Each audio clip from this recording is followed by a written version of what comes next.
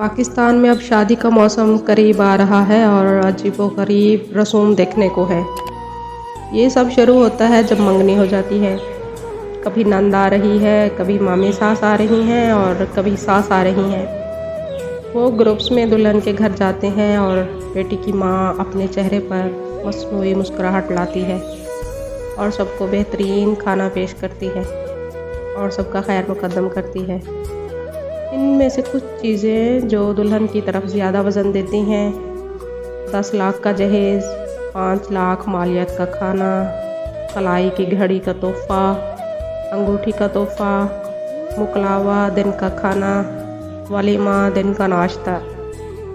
बाप कर्ज में डूब जाता है और ऐसी हालत में 20 लोग इसे घेर लेते हैं और पूछते हैं, बारात में कितने लोगों का साथ देना चाहिए? 100 या 200 लोग तो हमारे करीबी अजीज़ हैं। और शादी की तैयारी के दौरान जब बाप हर शाम घर आता है तो बेटी बैठकर कहती है कि इसका बाप मेरी वजह से कर्जदार है। खुदा के लिए इन रस्म व रिवाज को ख़त्म करें ताकि हर बाप अपनी बेटी को इज़्ज़त के साथ रुखसत कर सके।